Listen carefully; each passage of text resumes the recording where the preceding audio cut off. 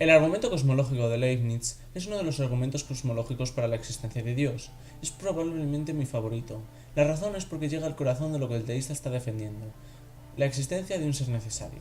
Así es como funciona. Premisa 1. Todo lo que existe tiene una explicación para su existencia, ya sea una necesidad de su propia naturaleza o una causa externa. Premisa 2. El universo tiene una explicación para su existencia, y esa explicación está basada en un ser necesario. Premisa 3. El universo existe. Premisa 4. Por lo tanto, el universo tiene una explicación para su existencia. Premisa 5. Por lo tanto, la explicación del universo está basada en un ser necesario. Y la conclusión es que Dios existe. Ahora, al ver este argumento, debemos defender las premisas para que el argumento funcione. Empezando con la premisa 1, vemos que depende del mismo principio de razón suficiente de Leibniz o una versión más restringida. Si empezamos a negar que todo lo que existe tiene una explicación, entonces ello socavaría las bases de la ciencia, ya que las cosas brotarían a la existencia sin ninguna razón y no necesitaríamos una explicación de cómo llegaron allí. También aceptamos que hay razón suficiente para las conclusiones lógicas que sacamos. Sería ad hoc negar el PCR, pero aceptarlo para atacar el PCR. Las conclusiones a las que llegamos van respaldadas por la razón, como Alexander Proust dice. Una vez que admitimos que algún estado contingente de las cosas no tiene ninguna explicación, un nuevo escenario escéptico aparece. No hay ningún demonio engañándote, sino que son solo tus estados mentales que están ocurriendo sin ninguna razón. Así que no podemos decir que las violaciones del PCR son improbables si el PCR es falso. Y a pesar de que Hume era un escéptico de la causalidad, él reconocía: si pregunto ¿por qué crees en cualquier hecho en particular con el cual te relacionas? Deberás darme una razón, y esta razón será un hecho conectado con él.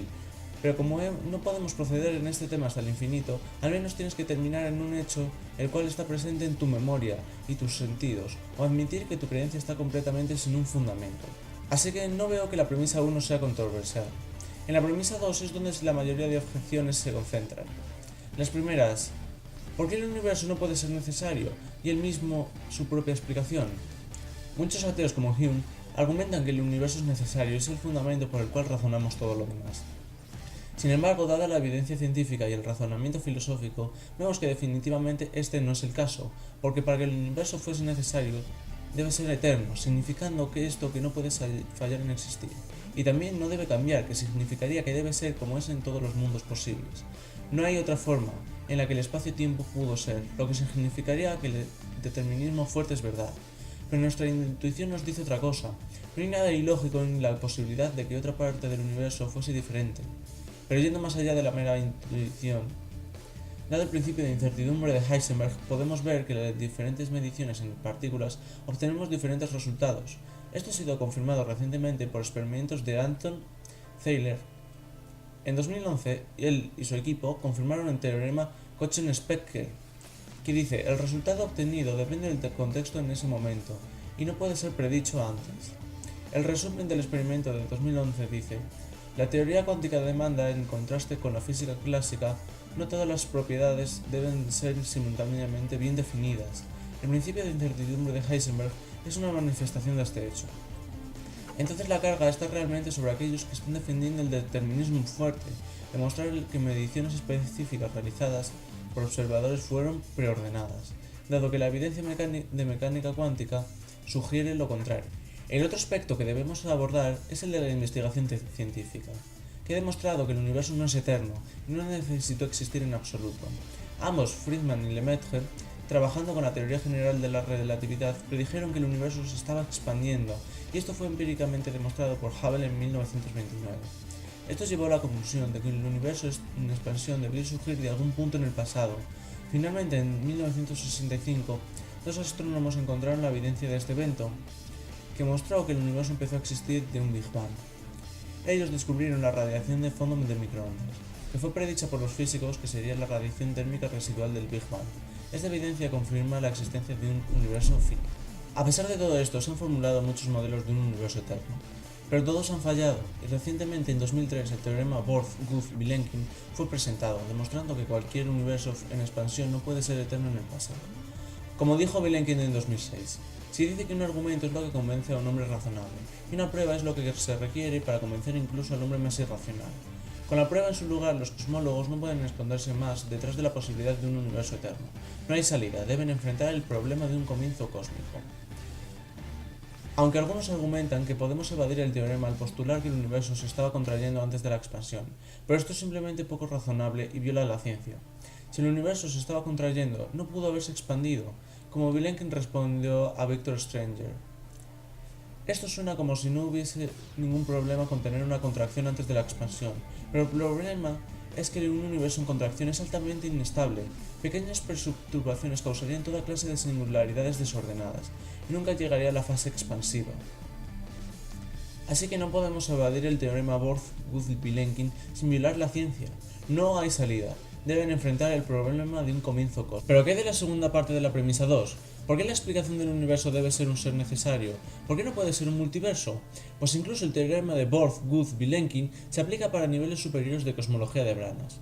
Pero por el bien del argumento, supongamos que el universo vino de solamente una sustancia existente necesaria, en vez de un ser necesario.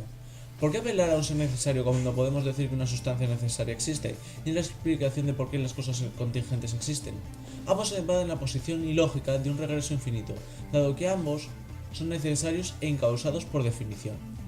Veamos estas dos opciones. La primera es una mente necesaria no física que tiene inteligencia y habilidad creativa para crear el universo o multiverso.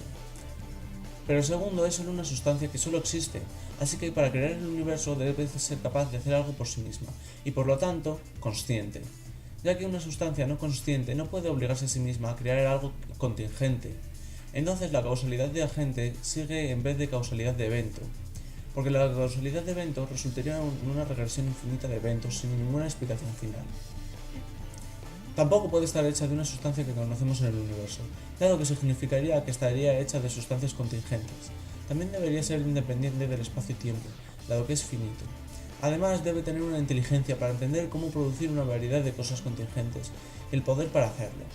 Pero eso suena igual que la primera opción de todas formas. Y eso debería resultar evidente, cómo una sustancia actuaría para crear el universo sin ser todas las cosas. Es por eso que decimos que la explicación del universo es lo que llamaríamos Dios, una sustancia no física, consciente, que es poderosa, sabia y, más importante, necesaria. Dado que la premisa 3 es solo la declaración de un hecho, entonces podemos concluir de la 1 y la 3 que el universo tiene una explicación para su existencia. Sería un caso obvio de alegato de réplica, el argumentar que nuestro universo es la única cosa que no tiene una explicación y solo se creó a sí mismo. Y la pregunta obvia sería, ¿cómo la nada choca con la nada y forma todo? ¿Pero qué hay del argumento de que el universo viene de la nada, así como las partículas subatómicas vienen de la nada? Si las partículas subatómicas pueden venir a la existencia, ¿por qué no fue así con el universo? Esta objeción no es más que un malentendido en física. Las partículas subatómicas no vienen a existir de la nada, sino de una fluctuación de energía contenida en el vacío. No están viniendo literalmente de la nada, sino de energía. Si el universo apareció como una partícula subatómica, entonces no vino de la nada, sino de una sustancia preexistente, que vino de otra cosa o es necesaria en sí misma. Y para evitar una regresión infinita, la cadena de explicaciones debe terminar en un ser necesario, hablando con propiedad. La idea de que el universo llegó de la nada sería argumentar que el universo no llegó del espacio vacío, sino de la ausencia de espacio, tiempo, materia y energía. Y esta idea es el salto de fe más grande que he oído. Así que con estas premisas verificadas podemos deducir de las premisas 2 y 4 que la explicación de la existencia del universo es a lo que nosotros llamamos Dios, un ser necesario. Y cualquier cosa necesaria necesitaría ser la primera causa para causar que algo más exista. Entonces no veo razón para negar que un ser necesario existe. Otras alternativas van en contra de la ciencia, violan la lógica o simplemente son ridículas. Y la mejor y más lógica explicación es que un ser necesario existe, y la explicación de por qué el universo existe. Ahora, hay dos posibles objeciones que estoy pensando. La primera es, si el universo es contingente, ¿cómo su explicación puede ser necesaria? Si algo necesario causa algo más, entonces su efecto también debe ser necesario. Así que el universo no puede ser explicado por algo necesario. En otras palabras, las cosas contingentes son solo reales por explicaciones contingentes, así que el universo no puede ser explicado por algo necesario. Bueno, lo más importante de esa objeción es notar la premisa 1 de este argumento, que fue específicamente formulada para evadir esta objeción. La premisa 1 y el principio de razón suficiente originales de Leibniz parecen implicar que las explicaciones deben implicar a los hechos que explican. Pero esto por supuesto es falso, y esta versión del argumento lo evita, porque la premisa 1 solo dice: cualquier cosa que existe tiene una explicación. En The Black Companion to Natural Theology, Alexander Proust dice: cuando hablo del PCR por razón suficiente me refiero a que quiero decir razones que son suficientes para explicar el explanandum. Leibniz pudo pensar erróneamente que con una razón solo es suficiente para explicar algo que implica, pero no necesitamos seguirlo en su error, y no deberíamos, dado que eso lleva al fatalismo modal. Pero si el lector no está convencido, solo puedo renombrar el principio que estoy definiendo, el principio de explicación suficientemente buena. William Lane Craig dice en su sitio web: el teísta podría mantener que para la cosa que existe contingentemente hay una explicación de por qué esa cosa existe, o también podría afirmar que cualquier cosa que existe tiene una explicación de su existencia, ya sea por necesidad de su propia naturaleza o una causa externa. Estas son más modestas, no paradójicas y aparentemente plausibles versiones del PCR. Así que la objeción de Van y Gaggen erra en el blanco, o más bien está apuntando a otro blanco. Así que esta objeción falla porque la primera premisa no dice que una explicación debe implicar a la cosa que está explicando, sino que explica por qué está ahí. Nadie está argumentando que las explicaciones no conceptuales deben explicar el explanandum, como Proust dice, ya sea que hacen el explanandum sea más probable de lo que hubiese sido de otro modo, o al menos son explicativamente relevantes al explanandum. ¿Qué hay del argumento de que podemos explicar el universo enteramente en términos de principios contingentes? Alexander Vilenkin sugirió esto en Many Worlds in One, que algún día seríamos capaces de explicar el universo solamente mediante términos científicos. Sin embargo, el problema es que los principios contingentes o científicos no pueden ser la razón por la que algo existe. Proust responde: un término no puede empujar por sí mismo cosas a la existencia, fuera de un sombrero mágico metafísico, dado que un principio mismo debe ser verdad de algo y verdadero en virtud de algo. Así que los principios son simplemente relatos descriptivos de cómo son las cosas. Ellos en realidad no se sostienen con la razón concreta de por qué existen las cosas.